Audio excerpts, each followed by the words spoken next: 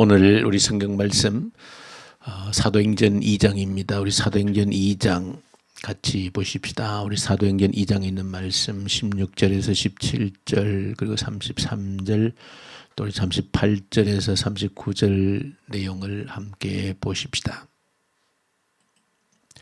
이는 곧 선지자 요엘을 통하여 말씀하신 것이니 일렀으되 하나님이 말씀하시기를 말세에 내가 내 영을 모든 육체에 부어주리니 너희의 자녀들은 예언할 것이요 너희의 젊은 이들은 환상을 보고 너희의 늙은 이들은 꿈을 꾸리라. 하나님이 오른손으로 예수를 높이심에 그가 약속하신 성령을 아버지께 받아서 너희가 보고 듣는 이것을 부어주셨느니라. 베드로가 이르되 너희가 회개하여 각각 예수 그리스도의 이름으로 세례를 받고 죄 사함을 받으라. 그리하면 성령의 선물을 받으리니 이 약속은 너희와 너희 자녀와 모든 먼데 사람고 주 우리 하나님이 얼마든지 부르시는 자들에게 하신 것이라 하고 아멘. 오늘 함께 우리 사도행전 2장에 있는 말씀을 함께 우리가 묵상합니다. 사도행전 2장에 있는 말씀은 우리가 며칠 전에 지난 월요일 날 함께 묵상했던 요엘서 2장에 있는 말씀을 기억하게 합니다. 요엘서 2장에 말세에 주의 영을 성령을 부어주실 것이라고 하는 그 약속을 요엘 선지자를 통해서 하셨는데 이 사도행전 2장에서 베드로가 설교하면서 오순절날 성령의 그 충만한 강력한 임재라고 하는 것은 바로 요엘 선지자를 통해서 약속하신 하나님께서 약속하신 것이 그대로 성취가 되어진 것이다. 그렇게 베드로 사도가 설교를 하고 있는 내용이 오늘 본문 속에 그대로 기록이 되어져 있습니다. 베드로는 성령의 임재, 충만한 임재 속에서 많은 사람들이 깜짝 놀라는 그런 사건 앞에서 베드로 사도는 설교를 시작합니다. 그래서 사도행전 2장에서는 그 베드로의 긴 설교가 기록이 되어져 있습니다. 그 설교의 핵심은 오순절날 강력하게 임했던 그 성령의 임재 앞에서 많은 사람들이 깜짝 놀라고 특별히 성령의 특별한 은사, 그 방언의 은사, 오늘날 우리가 일반적으로 여러 사람들이 하는 방언과는 다른 그야말로 서로 다른 언어로 이야기하는 그 예루살렘에 모여온 수많은 사람 여러 민족들이 있는데 모두 다 자기들의 언어로 알아듣는 그 갈릴리에 배우지 못한 사람들이 지금 말을 하고 있는데 그 여러 민족들이 서로 각기 언어가 다른데 모두가 자기 언어로 알아듣는 그런 놀라운 역사가 일어났을 때 사람들이 도무지 이해할 수 없어서 어떤 세술에 취한 사람들이다라고 조롱하듯이 하는 그런 사람들이 있을 때에 베드로 사도가 설교를 한 것입니다. 도대체 이 일이 어떤 일인지를 설교를 한 것입니다. 그래서 이 일은 세술에 취한 것이 아니고 구약 성경의 요엘 선지자를 통해서 약속하셨던 그 성령의 부으심이다. 그렇게 베드로 사도가 설교를 하고 있고 그러면서 이 요엘 선지자가 약속했던 성령께서 어떻게 지금 이렇게 임재했는가 그 이유가 무엇인가라고 하는 것을 베드로가 설교를 통해서 말씀하고 있는데 저 여러분들 한 가지 주목하고 또 분명히 기억해야 되는 것은 베드로의 설교의 핵심 가운데 이 성령의 부으심이라고 하는 것이 도대체 어떻게 가능하게 되어졌는가라고 하는 것을 보여주고 있습니다. 그것은 베드로가 이렇게 설교를 하면 쭉 그 설교 가운데 나사렛 예수 너희들이 무법한 자들의 그 손을 빌려서 쳐 죽인 십자가에 못 박아 죽인 그 예수를 하나님께서 다시 건지시고 살리시고 부활 성천케 하셨는데 이 예수께서 이제 죽음을 깨뜨리고 다시 부활하셔서 너희들이 죽인 예수를 하나님께서 다시 살리셔서 하나님의 보좌 우편에 앉히셨을 때에 그때에 우리 33절에 보시면 약속하신 성령을 예수께서 아버지께로부터 받아서 지금 너희가 보고 듣는 우리에게 부어주셨다는 것입니다. 이것이 오늘 베드로의 설교의 핵심입니다. 그러므로 오늘 한 가지 정말로 가슴에 기억하고 새겨야 될 중요한 내용 중에 한 가지는 예수를 통해서, 즉 예수님께서 십자가에 못 박혀 죽으시고 부활하셨다. 그리고 우리가 예수를 믿음으로 구원을 받았다라고 할 때에 도대체 이게 어떤 의미를 지니는가라고 하는 것입니다.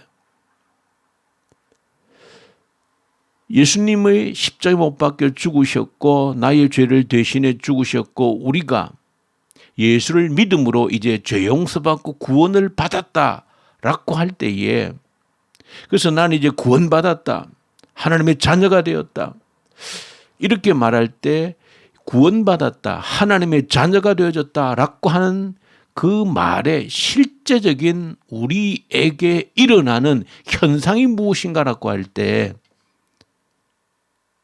그것은 바로 성령의 부으심이라고 하는 것입니다. 성령의 임재라고 하는 것입니다.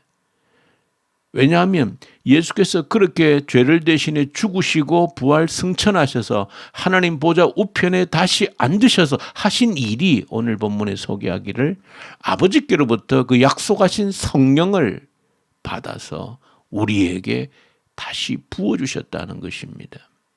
그러므로 우리가 이 말씀을 다시 저 창세기 에덴의 동산 타락 사건으로 가서 본다라고 하면, 인간이 타락함으로 범죄했다라고 하는 것의 실제는 의미가 무엇인가? 하나님의 영이, 성령이 떠났다라고 하는 의미가 되어지는 것입니다. 인간이 범죄해서 타락했다라고 하는 것은, 죄를 지었다라고 하는 것의 실제적인 우리에게 일어난 일은 무엇인가? 하나님의 영이, 성령이 우리에게 임재해 계셨는데 성령께서 떠나셨다는 것입니다. 그것이 타락이고 우리가 죄인된 실체라는 겁니다. 그래서 우리를 구원하시기 위해서 예수님께서 이 땅에 오셔서 죄를 대신해 모든 죄값을 지시고 제물로 죽으시고 다시 하나님이 예수를 살리셔서 부활 승천케 하셔서 하나님 보좌 우편에 앉히셔서 하신 일이 뭔가? 그 약속하신 다시 보내주시겠다라고 하는, 다시 부어주시겠다라고 하는 그 성령을 어떻게 아버지께로부터 받으셔서 우리에게 다시 부어주심. 이것이 구원의 실제. 타락으로, 죄로 인해서 성령께서 떠나셨는데 예수님께서 우리의 죄를 대속하심으로 다시 아버지께로부터 약속한 성령을 받으셔서 우리에게 부어주신다. 그러므로 우리가 구원받았다, 내가 하나님의 자녀가 되어졌다, 회복했다 라고 하는 것은 다시 하나님의 영 성령께서 우리 가운데 임재하신다 하는 것으로 설명이 되어지는 것입니다. 그러므로 우리 구원의 실제라고 하는 것은 하나님의 영이, 성령께서 다시 우리 가운데 임재하시는 사건이다. 그렇게 좋아요. 여러분들이 구원의 실제적인 의미를 이 사도행전을 통해서 기억하셔야 된다. 근데 이 사도행전은 우리가 짧은 시간이지만은 사도행전 1장과 2장은 그야말로 복음 위에 세워진 교회의 역사가 무엇인지를 보여주고 있는 것인데 1장에서는 보시면은 핵심이 성령, 제자들에게 예수님께서 마지막 한 번 더 당부한 것이 예루살렘을 떠나지 말고 아버지께서 약속하신 것을 기다리라. 제자들의 관심은 전혀 거기 없었지만 그래도 예수님은 듣든지 아니 듣든지 약속하신 성령을 기다려라. 그 약속하신 성령이 오시는 날이 너희가 회복해야 될 진정한 나라가 회복되어진다. 그렇게 말씀하신 겁니다. 제자는 도무지 무슨 말인지도 몰랐죠. 제자들의 관심은 그저 이 땅의 나라, 독립하고 배설을 얻고 이것밖에 관심이 없었지만, 그러나 그들이 알아듣든 알아듣지 못하던 예수님은 너희는 성령을 기다려야 되고 성령이 오시면 잃어버린 나라, 하나님의 나라를 회복하는 역사가 일어난다.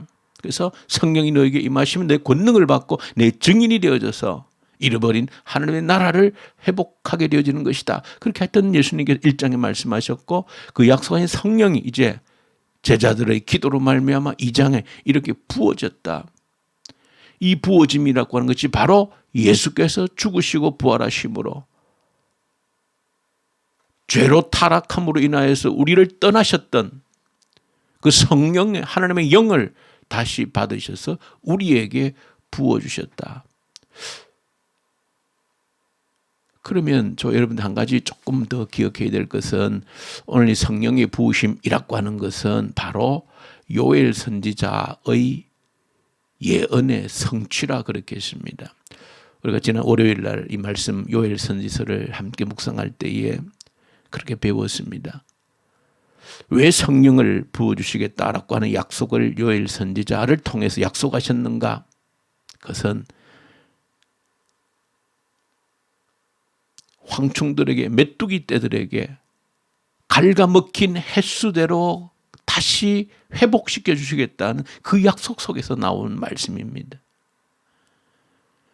죄로 인해서 메뚜기 떼들에게 갉아먹힌 그 시간만큼 하나님께서는 다시 회복시켜 주시고 갚아 주시겠다는 그 약속 속에서 뭐 하면 철저하게 가슴을 찢고 하나님께로 돌아오면 회복시켜 주시는데 그 회복의 방법이 뭔가? 하나님께서 하나님의 영을 부어주심으로 회복시켜 주시겠다는 것입니다. 그 약속에서 성령의 임재를 약속하신 겁니다. 이 교회 역사가 시작하면서 그 약속이 성취가 되어졌다는 겁니다. 그렇게 보면 결론적으로 우리가 정리할 수 있는 것은 하나님께서 태초에 이 땅을 창조하실 때 그것은 하나님의 나라인 것입니다. 죄가 들어오기 전에 그것은 온전한 하나님의 나라인 것입니다. 그런데 죄로 인해서 죄의 나라, 세상 나라에 의해서 하나님의 나라가 갉아먹힌 겁니다. 이 사실을 여러분들이 우리 개인적으로나 큰 이 전체를 생각할 때 기억하셔야 되는 것이 하나님이 태초에 창조하신 나라가 온전한 하나님의 나라였는데 죄로 타락함으로 인하여서 죄의 나라, 세상 나라에 의해서 하나님의 나라가 갉아먹혔다는 겁니다. 그런데 하나님은 이 갉아먹힌 하나님의 나라를 다시 회복하시는데 어떻게?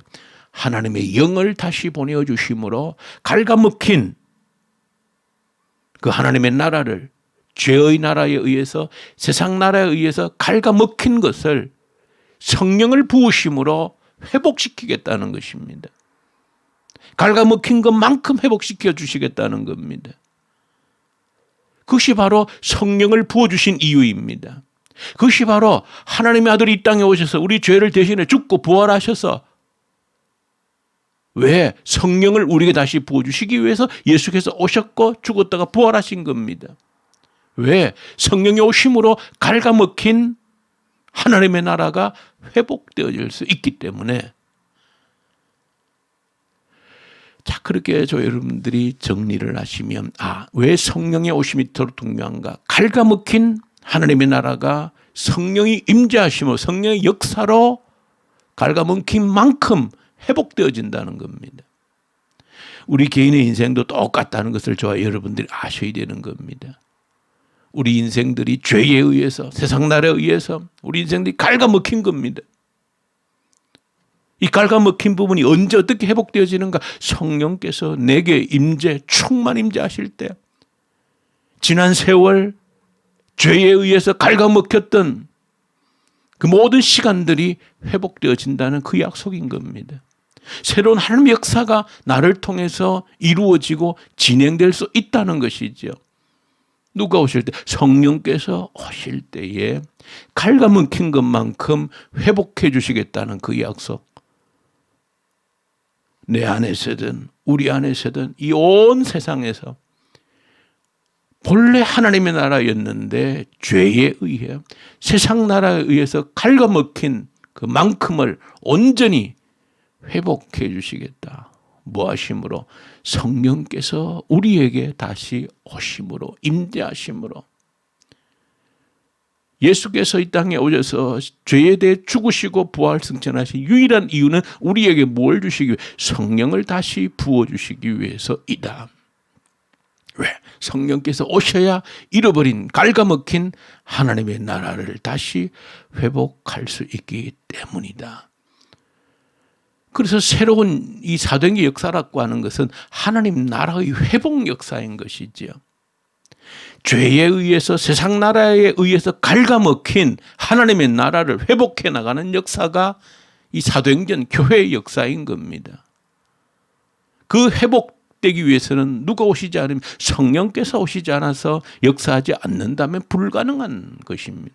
그래서 1장부터 성령의 약속을 그렇게 기대하게 하셨고 약속하셨고 이제 2장에 성령이 오순절 강력히 임재하심으로 갉아먹힌 하나님 나라가 회복되어지는 그 기초가 전초 기지가 만들어졌다라고 하는 것을 보여주는 것이 이 사도행전의 핵심적인 내용이다. 저 여러분들이 그래서 우리가 붙들고 붙들어야 될 약속이 성령의 충만한 임재를 위해서 붙들고 기도하고 그 약속이 내게 우리에게도 한번 충만한 성령의 역사가 임재할 때 우리의 모든 갉아먹힌 시간들이 회복되는 그 역사가 가능하다. 그래서 새벽으로 저녁으로 하나님께 약속하신 성령을 우리에게 부어주십시오라고 간절히 기도하는 것이, 성령이 임재하시지 않고는 우리가 갉아먹힌 시간이 절대 보상될 길이 없다는 사실을 아셔야 됩니다. 성령께서 충만히 우리에게 임재하시지 않고서는 절대 구원의 실제적인 역사가 우리에게 일어나지 않는다는 것을 아셔야 됩니다. 이 교회의 역사, 우리가 앞으로 만들어가야 될 교회의 역사, 내 개인의 미래의 역사, 약속하신 성령의 충만한 임재 속에서 모든 것이 가능하다라고 하는 것을 저희들 깨닫고 이 새벽에 함께 기도의 제목으로 붙들고 나갈 수 있기를 간절히 소망합니다. 우리 주님 아버지 감사합니다. 잃어버린 갉아먹힌 우리의 지난 시간들이 약속하신 성령의 임재로 회복되어지는 놀라운 역사를 경험하는 우리의 남은 시간이 되게 해 주시옵소서. 우리 주 예수님 이름으로 기도 올려드립니다. 아멘. 하늘에 계신 우리 아버지, 아버지의 이름을 거룩하게 하시며 아버지의 나라가 오게 하시며 아버지의 뜻이 하늘에서와 같이 땅에서도 이루어지게 하소서. 오늘 우리에게 일용할 양식을 주시고 우리가 우리에게 잘못한 사람을 용서하여 준 것 같이 우리 죄를 용서하여 주시고 우리를 시험에 빠지지 않게 하시고 악에서 구하소서. 나라와 권능과 영광이 영원히 아버지의 것입니다. 아멘. 주신 말씀 가지고 간절히 기도하십시다. 내 인생에 갉아먹힌 시간이 회복되어지는 것은 약속하신 성령께서 충만히 임재하는 것 외에 길이 없다는 것을 기억하고, 그래도 우리에게 이 약속을 주셨는데 내게 여전히 유효한 약속, 성령의 부어주심에 대한 이 약속 붙들고 붙들어서 반드시 충만히 임재하시는 그 성령의 역사로 우리의 갉아먹힌 시간들이 회복되는 것을 경험하는 그런 역사가 있도록 우리 간절히 기도하십시다. 이 나라를, 북한 땅을 위해서 기도할 때 이 땅이 세상 나라의 죄의 나라에 갉아먹힌 것만큼 다시 한 번 더 회복될 수 있도록 이 땅의 남북한에 성령을 부으십시오.